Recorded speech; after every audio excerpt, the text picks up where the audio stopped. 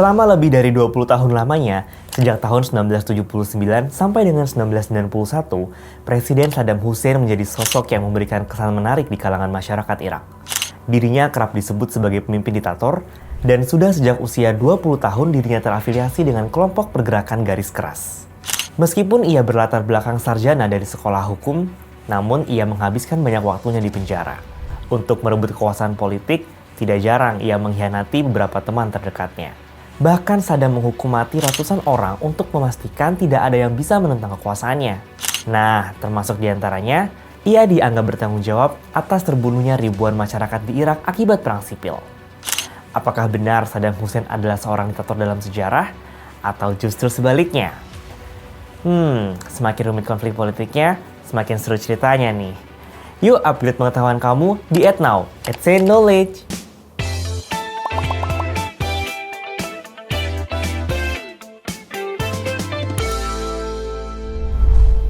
Saddam Hussein adalah seorang yang bersifat dingin dan penuh perhitungan. Pada tanggal 28 April 1937, Saddam lahir dari keluarga petani miskin di tempat yang bernama Al-Auja, sebuah desa kecil berjarak sekitar 8 mil di luar kota Tikrit di Irak Tengah. Ketika Saddam lahir, daerah ini merupakan salah satu daerah termiskin di negara tersebut. Ayahnya meninggal sebelum kelahirannya, sehingga ia dibesarkan oleh pamannya yang bernama Al-Hajj Ibrahim dan Hairullah Tulfah. Saddam yang saat itu masih muda dibesarkan dalam kondisi yang prihatin, di mana ia jarang mengonsumsi makanan yang bergizi. Suatu hari, keluarganya mengirim Saddam untuk tinggal bersama pamannya di ibu kota Baghdad. Alih-alih hidup lebih baik, kala itu dirinya justru mengalami banyak kasus perundungan dan intimidasi dari teman-teman sebayanya. Singkat cerita, pengalaman pahit ini kelak membentuk pribadi Saddam menjadi seorang yang keras dan lugas dalam menghadapi masalah. Sebelum bertransisi menjadi sebuah negara republik, Irak awalnya mengadopsi sistem monarki. Jengah akan kondisi tersebut, Saddam Hussein lalu ikut serta dalam demonstrasi protes menentang sistem monarki. Dan pada tahun 1957, ia bergabung sebagai anggota Partai Ba'ath di usianya yang ke-20 tahun. Nah, Partai Ba'ath ini memiliki cara pandang yang tegas, menganjurkan supaya pembentukan negara sosialis Pan-Arab dapat berdiri di Irak. Ketika pindah ke Baghdad untuk memulai sekolah lanjutan, fokus dirinya pun jadi terganggu oleh keterlibatannya dalam aktivitas politik. Pada tahun 1959, Saddam Hussein terlibat dalam usaha untuk melakukan pembunuhan terhadap Presiden Irak yang otoriter, Abdul Karim Qasim. Meskipun berhasil menghindari penangkapan militer kala itu, Saddam harus melarikan diri ke negara lain. Singkatnya, ia menetap di Kairo dan menyelesaikan pendidikan sekolah tingginya di Sekolah Hukum Kairo pada tahun 1962. Namun, ia hanya bertahan selama 1 tahun sebelum akhirnya kembali pulang ke Irak pada tahun 1963. Di waktu yang bersamaan, terjadi revolusi Ramadan atau disebut juga sebagai kudeta pemerintahan Irak yang kala itu dilakukan oleh Partai Ba'ath. Revolusi ini sendiri belum dikatakan berhasil. Namun, pada tahun 1966, Saddam Hussein menduduki posisi wakil sekretaris dari Komando Daerah meskipun masih berada di dalam penjara sejak tahun 1964. Meskipun demikian, ia terus naik pangkat di dalam Partai Ba'ath. Dan dalam posisinya tersebut, ia memutuskan untuk membentuk pasukan keamanan Ba'ath yang dapat dijadikan alat untuk melaksanakan perintah partai. Lebih penting lagi, kelompok militan yang baru ini diharapkan dapat setia kepada Saddam dan perjuangan kelompok Ba'ath, mengatasi masalah yang telah menyebabkan kehilangan kekuasaan pada revolusi sebelumnya. Bahkan ketika dirinya melarikan diri dari penjara di tahun 1966, ia termasuk ke dalam kelompok pemimpin Partai Ba'ath yang paling berpengaruh. Ia segera memanfaatkan pasukan keamanan yang baru dibentuknya untuk menciptakan kekacauan di Baghdad dengan memerintahkan pelecehan atau pembunuhan terhadap mereka yang menentang Partai Ba'ath. Warga sipil menjadi korban teror, sementara lawan politik yang tidak sejalan dengan visi masa depan Saddam dieliminasi. Pada bulan Juli 1968, Partai Ba'ath melancarkan kudeta kedua mereka yang dikenal sebagai Revolusi Juli untuk menggulingkan rezim Abdul Rahman Arif. Dengan memperoleh dukungan luas baik dari kelompok militer maupun warga sipil, Ba'ath menggunakan sejumlah alasan utama seperti korupsi dalam pemerintahan, ketidakmampuan rezim dalam menangani masalah etnis Kurdi di utara, serta kurangnya dukungan terhadap negara-negara Arab dalam perang 6 hari melawan Israel tahun 1967, dan ketaatan yang berlebihan pada komando Presiden Mesir kala itu, Gamal Abdel Nasser. Sebagian besar tuduhan tersebut pada faktanya memang benar, sehingga rezim Arif gagal memperoleh dukungan rakyat secara massal, hingga berujung pada kejatuhan mereka. Setelah kudeta berhasil, Partai Ba'ath lalu membentuk Dewan Komando Revolusi sebagai otoritas tertinggi di Irak. Meskipun secara formalitas masih mempertahankan Presiden Abdul Rahman Arif, kekuasaan sebenarnya berada di tangan Ba'ath, dengan Ahmad Hasan al-Bakr sebagai presiden dan Saddam Hussein sebagai orang yang berpengaruh di belakang layar. Dalam beberapa bulan, Ba'ath membersihkan sejumlah pejabat yang tidak sejalan dengan mereka, dan mengamankan kendali penuh atas berbagai sektor pemerintahan dan militer. Sementara itu, Saddam Hussein terus meningkatkan peran dan pengaruhnya di Irak, membantu menciptakan pemerintahan yang memiliki kendali mutlak atas negara. Meskipun peran formalnya sebagai wakil presiden, perlahan-lahan ia mulai menguasai Irak sepenuhnya. Pembersihan dan reorganisasi terus berlangsung, dan peranannya semakin dominan dalam struktur kekuasaan Irak. Saddam menggunakan kekuasaannya untuk memajukan reformasi dan modernisasi di Irak, tetapi dengan metode yang seringkali brutal dan represif. Meskipun terdapat upaya untuk memperbaiki hubungan dengan beberapa negara Arab dan non-Arab di kawasan, konflik dan persaingan terus berlanjut, terutama dengan Suriah yang merupakan mantan sekutu Ba'ath yang namun kini sudah menjadi rival. Berbagai cabang dari gerakan Pan-Islamisme banyak bermunculan di Timur Tengah, termasuk Irak di dalamnya. Sebagai informasi, Pan-Islamisme adalah sebuah ideologi politik yang mengusung konsep persatuan seluruh umat Islam di seluruh dunia, tanpa memandang perbedaan etnis, budaya, atau negara. Tujuan utamanya adalah membangun solidaritas di antara umat Islam dan mempromosikan kepentingan bersama mereka. Konsep ini muncul pada akhir abad ke-19 dan awal abad ke-20 sebagai tanggapan terhadap kolonialisme Eropa di dunia Islam. Nah, beberapa prinsip dari Pan-Islamisme ini diantaranya melibatkan 5 aspek kunci, yaitu solidaritas umat Islam, penolakan gerakan kolonialisme, restorasi kekuatan Islam, penguatan identitas Islam, dan reformasi politik atau sosial. Meskipun Pan-Islamisme pernah memainkan peran penting dalam sejarah politik dan sosial di dunia Islam, namun dampaknya bervariasi dari satu wilayah ke wilayah lain.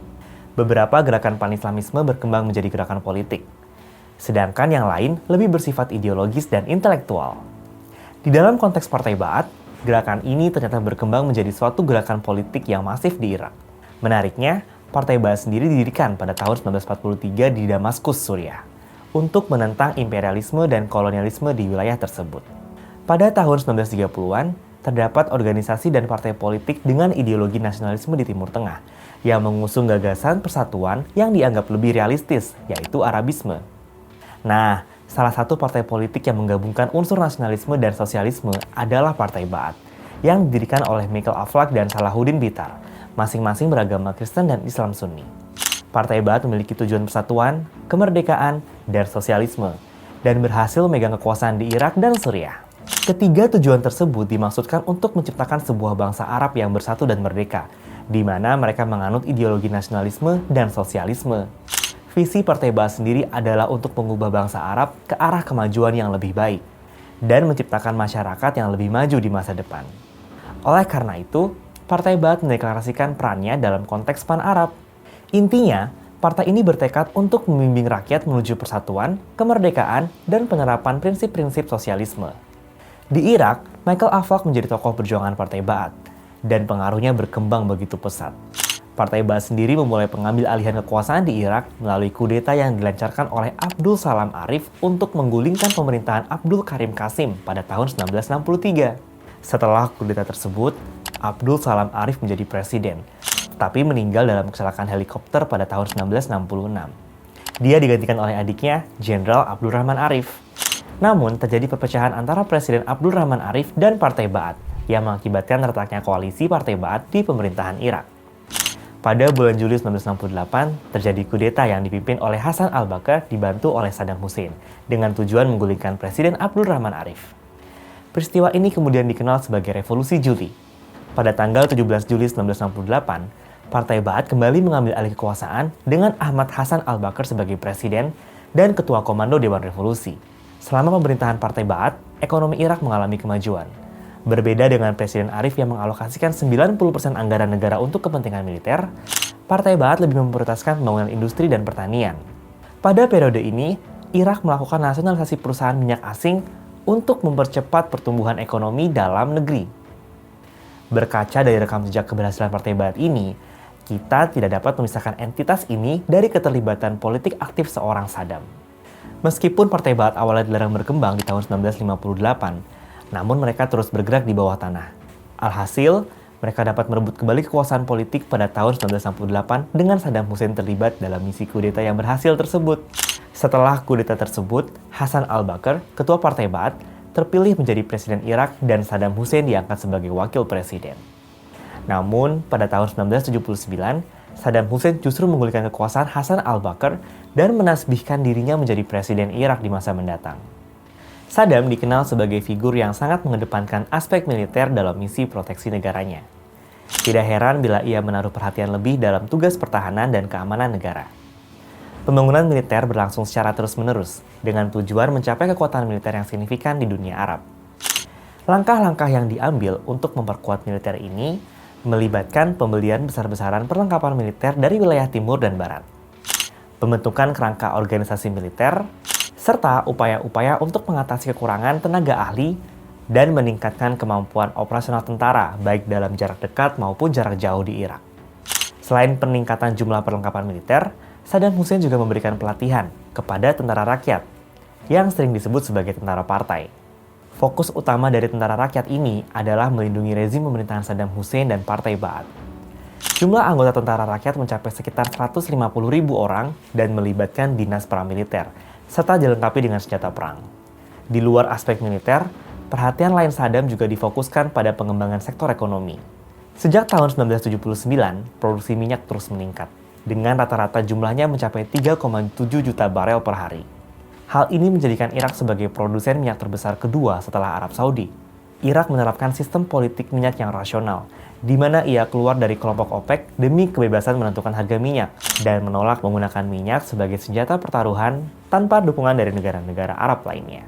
Sejak Saddam Hussein menjabat sebagai presiden, pendapatan dari sektor minyak di Irak bahkan mencapai angka 20 miliar dolar.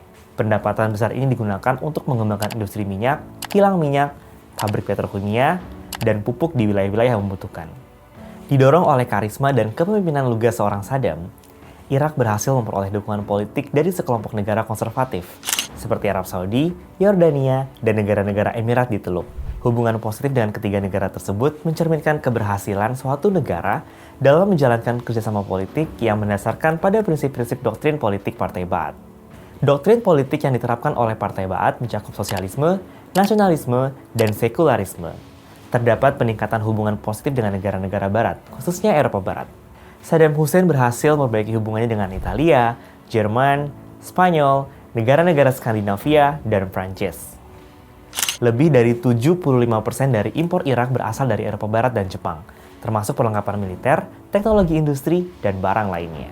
Setelah suksesnya operasi militer Amerika Serikat dalam menjatuhkan pemerintahan Taliban di Afghanistan, fokus Amerika Serikat beralih ke target berikutnya. Pada pidato kenegaraan tanggal 29 Januari 2002, Presiden Amerika Serikat George Bush menyebut Irak, Iran, dan Korea Utara sebagai bagian dari poros kejahatan.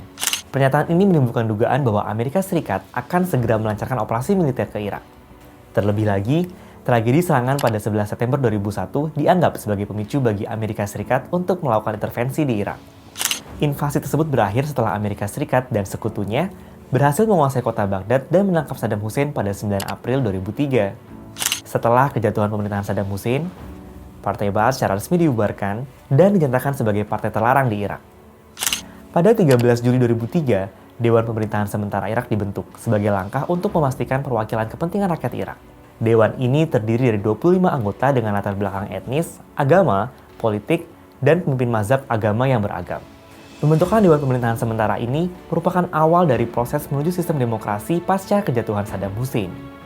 Dewan ini bertugas untuk mengisi kekosongan pemerintahan di Irak dan anggotanya dipilih dengan memperhatikan persentase kelompok etnis dan agama di negara tersebut. Dari 25 anggota, terdapat 13 Muslim Syiah, 5 Muslim Sunni, 5 etnis Kurdi, 1 orang Kristen dari Assyria, dan 1 orang dari kelompok Turkoman atau Turkmenistan. Di bawah kepemimpinan Saddam Hussein, Partai Ba'ath terus berkembang dan memperluas pengaruhnya di Irak. Selama masa pemerintahannya, Saddam Hussein terus memperkuat kekuatan politiknya, menjadikannya figur yang dominan dalam Partai Ba'ath. Dengan struktur kekuasaan yang terorganisir, Saddam Hussein bertujuan untuk mengamankan posisinya agar tidak tergantikan. Sistem pendukung pemerintahan yang terstruktur membuktikan keefektifannya dalam melindungi Saddam Hussein dan rezimnya dari berbagai ancaman internal dan eksternal. Ia juga melakukan pembaharuan di bidang militer dan menghidupkan jaringan suku dan etnik di seluruh Irak, sebagai alternatif untuk kekuatan organisasi partai. Selama pemerintahannya, Saddam Hussein terlibat dalam beberapa konflik militer, seperti di Perang Teluk I dan II. Karena kebijakan otoriternya, ia dianggap sebagai penjahat perang internasional. Singkat cerita, pada tahun 2003, Saddam Hussein ditangkap dan justru dihukum mati pada tahun 2006. Nah, gimana Sobat AdSense? Rasa penasaran kamu sudah terjawab? Jangan lupa untuk follow semua media sosial AdSense.id. Sampai jumpa di tema menarik di episode berikutnya. Salam pintar!